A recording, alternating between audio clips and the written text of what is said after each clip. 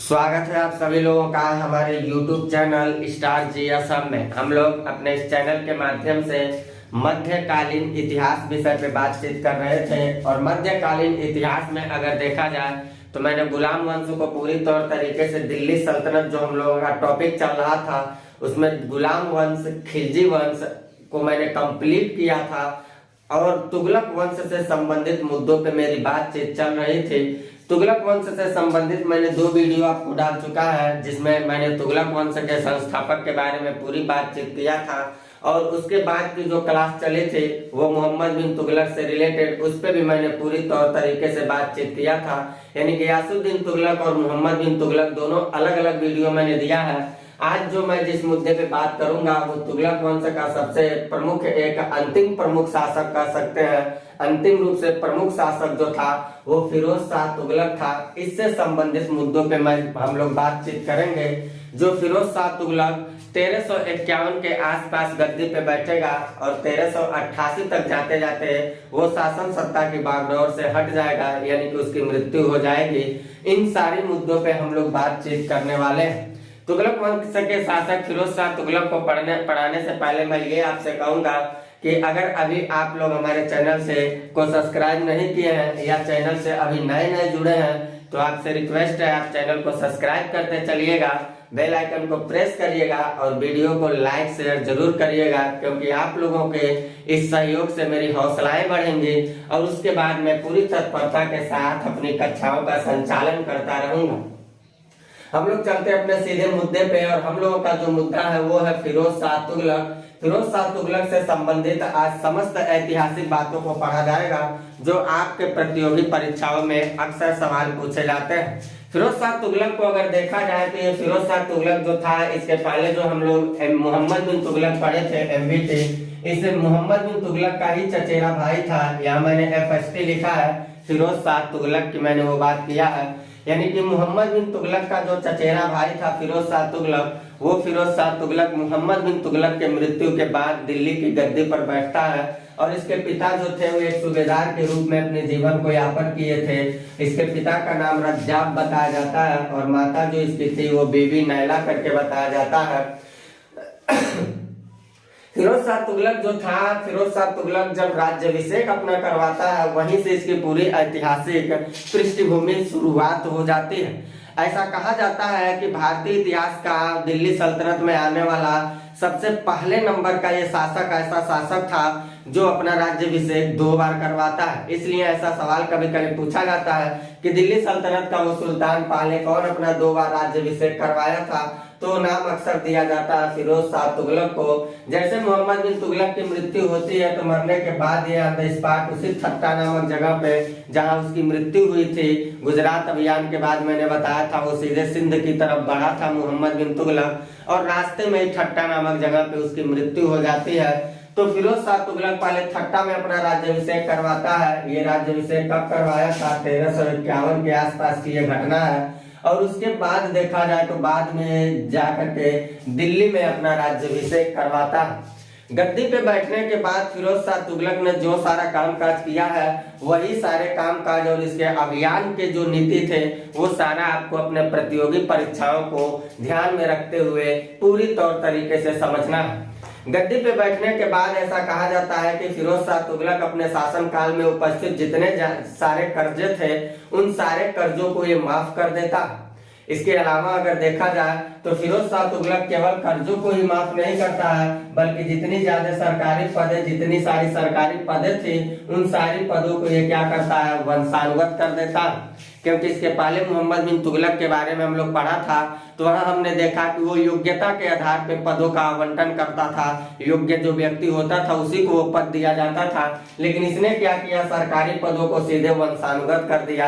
यानी कि एक बार जिस पद पे व्यक्ति बैठा है उसका लड़का ऑटोमेटिक उस पद का हकदार हो जाएगा। इस तरह की व्यवस्था ये लेकर के चला आया दिल्ली सल्तनत में। इसके अलावा देखा जाए तो फिरोज शाह तुगलक गद्दी पे बैठने के बाद दिल्ली से अलग जितने सारे स्वतंत्र राज्य हुए थे उन सारे राज्यों पे अभियान छेड़ देता। मोहम्मद बिन तुगलक के शासनकाल के दौरान ऐसा बताया जाता है कि कई ऐसे राज्य थे जो स्वतंत्र हो गए, चाहे उत्तर भारत हो चाहे दक्षिण भारत हो। उन सारे राज्यों के खिलाफ ये क्या करता है, ऑन द स्पॉट अभियान जारी करता है और कुछ राज्यों को जीत लेता है, कुछ राज्यों पे से असफलता का मुंह देखना पड़ता है। कहा जाता है कि फिरोज शाह तुगलक 1353 के आसपास 51 में गद्दी पे बैठ रहा है। 1353 के आसपास ये बंगाल पर अभियान किया, लेकिन इसको सफलता नहीं मिलती है। सफलता नहीं मिलने का ही कारण है कि बंगाल पे दोबारा अभियान करने के लिए जाता है और 1359 में जाता है दोबारा बंगाल पे अभियान करने के लिए। इसके बाद भी इसको सफलता दिखाई नहीं देती है। बंगाल अभियान के बाद अगर देखा जाए तो फिरोज शाह तुगलक 1360 के आसपास सीधे उड़ीसा के जगन्नाथ मंदिर को जाता है और ध्वस्त कर देता है। जगन्नाथ मंदिर को पूरी तौर तरीके से तहस नहस कर देता है। जगन्नाथ मंदिर को तोड़ने के बाद 1361 के आसपास ये नागरकोट में जो ज्वालामुखी मंदिर था, इस ज्वालामुखी मंदिर को भी ध्वस्त कर देता है। इस ज्वालामुखी मंदिर के बारे में हम लोग आगे चल के सिकंदर लोदी से भी संबंधित मुद्दों पे बातचीत करेंगे। 1361 के बाद ये 1362 में सिंध के जो जाम्बावली जो जनजातीय लोग थे, उन जनजातियों के खिलाफ करता है अभियान। लेकिन वो जनजातीय जो लोग थे वो फिरोज शाह तुगलक की अधीनस्थता को स्वीकार कर लेते हैं और फिरोज शाह तुगलक वहां सफल घोषित हो जाता है। यानी कि ये लोग जो थे, जो जाम्बावनी जातीय थे, एक तरह से जनजातीय थे, ये जनजातियों को क्या करता है, इनको अपना अधीनस्थ बना लेता है और ये इसकी अधीनस्थता के अंदर आ जाते हैं। फिरोज शाह तुगलक का जो ये अभियान था, कहीं ऐसा नहीं था कि वो उसकी अभियान साम्राज्य विस्तार के लिए था। वो साम्राज्य विस्तार के बारे में कभी सोचा ही नहीं। जितनी ज्यादा संपत्ति उसको अपने पिता मोहम्मद बिन तुगलक ने छोड़ के गया था, उसी को अछूत बना के रखने की कोशिश किया था। लेकिन जो स्वतंत्र राज्य अपने आप को बहुत ज्यादा इतराने की कोशिश करते थे, उनके खिलाफ उसने अभियान जारी किया। कहीं सफलता पाया और कहीं सफलता नहीं पा रहा। मोहम्मद बिन तुगलक के ही समय दक्षिण भारत के कई सारे राज्य, चाहे विजयनगर साम्राज्य हो, 1336 में स्वतंत्र हो गया, 1347 में बहमनी साम्राज्य हो, इन साम्राज्यों के खिलाफ उसने अभियान छेड़ा ही नहीं। न तो विजयनगर साम्राज्य के खिलाफ कोई अभियान कर रहा है और ना ही वो बहमनी साम्राज्य के खिलाफ कोई अभियान कर रहा है, न तो मदुरा के खिलाफ कोई अभियान किया। ऐसा कोई अभियान उसका दिखाई नहीं देता है। फिरोज शाह तुगलक जो था, अपने जीवन काल में गद्दी पे बैठने के बाद बहुत सारे काम काज किए थे। उन सारे कार्य प्रणाली को उसको याद करना आपको बहुत जरूरी है। वो कार्यों में अगर देखा जाए तो गद्दी पे बैठने के बाद उसने 24 कष्टदायक करों को समाप्त किया था। जो अक्सर सवाल पूछा जाता है, 24 कष्टदायक करों को समाप्त करने का काम किसने किया था, तो वो फिरोज शाह तुगलक था। इसके अलावा देखा जाए तो इसने 24 करों को समाप्त करने के बाद 4 नया कर लगाता है, नवीन करों को लगाने की कोशिश करता है, जिसमें 2 कर तो बहुत प्राचीन रूप से चलते हुए आए थे।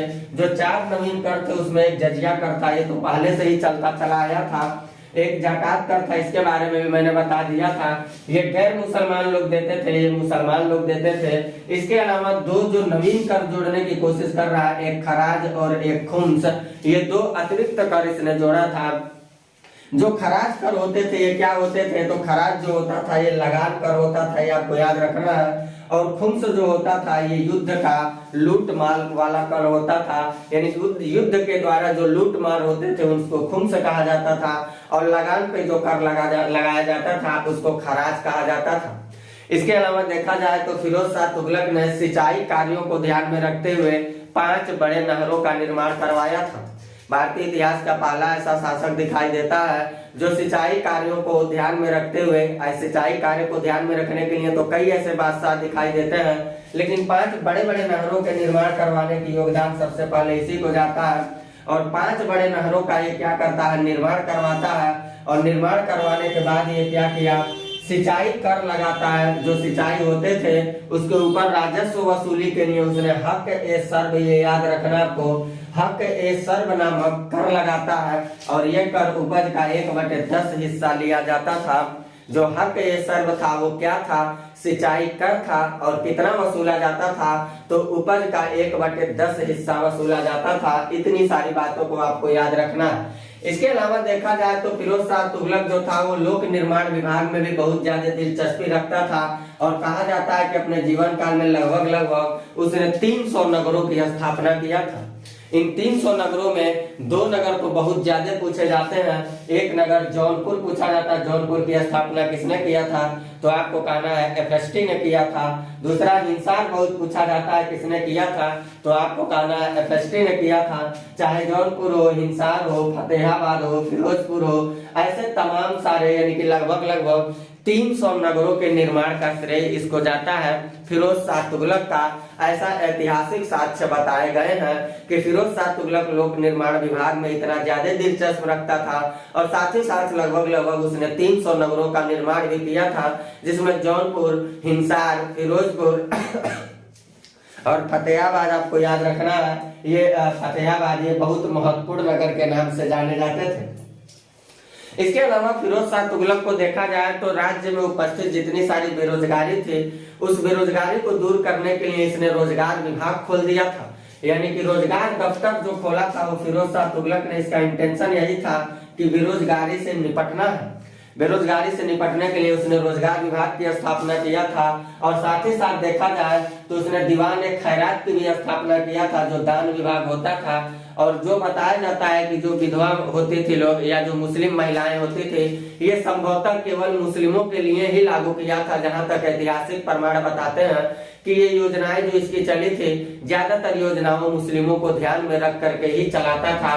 तो दीवाने खैरात जो खोला था, ये दीवाने खैरात क्या था, दान विभाग था। दान विभाग की इसने स्थापना किया था। इसके अलावा दार उल सफा की स्थापना किया था, जो दार उल सफा खैराती अस्पताल के नाम से जाना जाता था। यह निःशुल्क दवा की बात किया था। कोई भी अगर निर्धन व्यक्ति है, बीमार हो जाता है, तो निःशुल्क रूप से वो दवा करा सकता था। इस तरह का प्रावधान उसने दारुल सफा यानी कि खैराती अस्पताल को खोल के किया था। और साथ ही साथ उसके विभाग में उपस्थित जितने सारे उसके राज दरबार में उपस्थित व्यक्ति थे, उन सारे व्यक्तियों को दीवाने बंदगान जो खोला था वो दास विभाग, उसमें बहुत सारे व्यक्तियों को दास बना करके रखा था। तो दास विभाग की भी स्थापना इसी ने किया था। दीवान ए बंदगान जो है दास विभाग, ये किसने लाया था, तो कहेंगे फिरोज शाह तुगलक ने लाया था। फिरोज शाह तुगलक भारतीय इतिहास का एक ऐसा शासक दिखाई देता है जो पहली बार कुछ अजूबा काम करता है। अभी तक देखा जाए तो मुस्लिम शासकों में कोई ऐसा मुस्लिम शासक नहीं दिखाई दिया जो ब्राह्मण लोगों पे जजिया कर लगाए, ऐसा साक्ष्य नहीं मिलता है। लेकिन फिरोज शाह तुगलक के बारे में कहा जाता है कि पहला ऐसा मुस्लिम शासक ये था जो हिंदू ब्राह्मणों पे क्या करता है, जजिया कर लगा देता था। तो जजिया कर लगाने का काम इसने किया था। ये सारे के सारे इसके कार्य हैं, टोटल ये काम किया है। इसके अलावा देखा जाए तो ये अनुवाद विभाग भी खोला था, ग्रंथों को अनुवाद करवाता था। ग्रंथ जो होते थे उनको अनुवाद करवा के दूसरे भाषा में अनुवाद करवाने का काम करता था। और एक पूछा हुआ सवाल है कि संगीत पर मानक भारतीय ग्रंथ जो राग दर्पण है, इस राग दर्पण का अनुवाद किसमें हुआ था, फारसी में। और ये अनुवाद किसके शासनकाल से संबंधित है, तो आपको याद रखना है वो फिरोज शाह तुगलक से संबंधित है। फिरोज शाह तुगलक ने ही फारसी भाषा में राग दर्पण का अनुवाद करवा दिया था।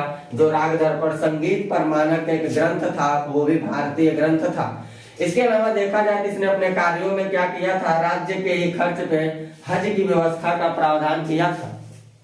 कोई भी व्यक्ति अगर हज के लिए जाना चाहता है तो राज्य के खर्च पे उसको हज की व्यवस्था की प्रावधान उसने किया था।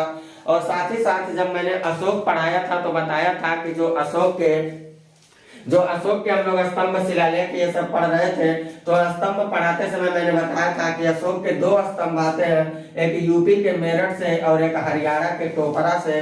इस यूपी के मेरठ के स्तंभ लेख को लेकर के वो दिल्ली आता है और जो दिल्ली मेरठ के नाम से जाना जाता है, और ये लेकर के हरियाणा के टोपरा से ले जाता है, इसको भी दिल्ली रखता है, जो दिल्ली टोपरा के नाम से जाना जाता है। तो अशोक के स्तंभों को दिल्ली लाने का भी श्रेय अगर देखा जाए तो फिरोज शाह तुगलक को ही जाता है। इतनी सारी बातों को आपको याद रखना। और इससे रिलेटेड और भी जानकारी अगर आपको देखना है तो हमने अशोक जब पढ़ाया है तो वहां जा करके आप देख सकते हैं। और बाकी चीजों को मैं और आगे बातचीत करने वाला हूँ। फिरोज शाह तुगलक जो था, वो फिरोज शाह तुगलक को देखा जाए तो ये कुतुब मीनार, जिस कुतुब मीनार से संबंधित कुछ बातें हैं मैं यहाँ बताने की कोशिश कर देता। मैंने वैसे अपने आर्ट एंड कल्चर के क्लास में सारे मुद्दों पे बातचीत करूंगा, लेकिन यहाँ मैं बात कर लेता। यहाँ मेरी कहना बात यह है कि जो कुतुब मीनार की नींव को कुतुबुद्दीन ऐबक ने डाला था, जिस कुतुब मीनार को कंप्लीट करवाने का काम इल्तुतमिश ने किया था, कुतुबुद्दीन ऐबक ने तो कर नहीं पाया, मर गया, बस नींव डाला था और पूरा इल्तुतमिश ने करवाया था। वो कुतुब मीनार दरअसल 4 मंजिल की बनी हुई थी। 4 मंजिल का कुतुब मीनार प्रारंभ में बना हुआ था और उसको बनवाने का काम कौन किया? नींव डाला था कुतुबुद्दीन ऐबक ने और पूरा करवाया था इल्तुतमिश ने। मंजिल थे उसमें 4, लेकिन हुआ क्या, बिजली के गिर जाने की वजह से जो चौथी मंजिल थी वो चौथी मंजिल क्षतिग्रस्त हो गई थी और ये क्षतिग्रस्त हुई थी फिरोज शाह तुगलक के जमाने में। तो फिरोज शाह तुगलक क्या करता है, उस कुतुब मीनार की चौथी मंजिल को गिरवा देता है और 2 नया मंजिल बनवाने का काम किया। यानी कि आज देखा जाए तो कुतुब मीनार में टोटल 5 मंजिल दिखाई देते हैं। पहले 4 मंजिल थे, 2 मंजिल क्या करता है फिरोज शाह तुगलक बनवाता है। होना चाहिए 6 मंजिल, लेकिन नहीं हो रहा है, समझिएगा बात को। 4 मंजिल का काम हुआ था, कुतुबुद्दीन ऐबक ने नींव डाला, इल्तुतमिश ने पूरा करवाया। 4 मंजिल थे, चौथी मंजिल जो थी बिजली गिरने की वजह से खराब हो गई तो बचे 3 मंजिल। और 3 मंजिल के बाद फिर फिरोज शाह तुगलक क्या करता, 2 और मंजिल बनवा देता है। तो आज के डेट में देखा जाए तो टोटल 5 मंजिल है। यानी कि हम कह सकते हैं कि कुतुब मीनार में 2 नवीन मंजिलों का निर्माण करवाया। वर्तमान में देखा जाए तो कुतुब मीनार में टोटल 5 मंजिल दिखाई देते हैं, लेकिन प्रारंभ में ये 4 थे और 1 मंजिल बिजली गिरने की वजह से खराब हुई और 2 और बन गए तो हो गया इस समय 5 मंजिल। इतनी सारी बातों को आपको याद रखना है। इसके अलावा अगर देखा जाए तो फिरोज शाह तुगलक जो था स्वयं अपना आत्मकथा लिखा था और जो आत्मकथा लिखा था वो फारसी भाषा में लिखा था। फुतुहात ए फिरोज शाही जो थी किताब, उसका ऑटोबायोग्राफी था, वो अपनी आत्मकथा लिखा था, अपनी आत्मकथा की वो रचना खुद किया था फारसी भाषा में। इसके अलावा देखा जाए तो फिरोज शाह तुगलक के राज दरबार में जो दरबारी कवि थे, एक तो थे जियाउद्दीन बर्नी थे, एक कवि जो थे वो जियाउद्दीन बर्नी थे और दूसरा जो थे वो शम्स ए सिराज अफीफ थे। जियाउद्दीन बर्नी जो थे वो फतवा ए जहादारी की रचना किए हैं और शम्स ए सिराज अफीफ जो थे वो तारीख ए फिरोज शाही की रचना किए हैं। इन किताबों को भी याद करना आपको बहुत जरूरी है।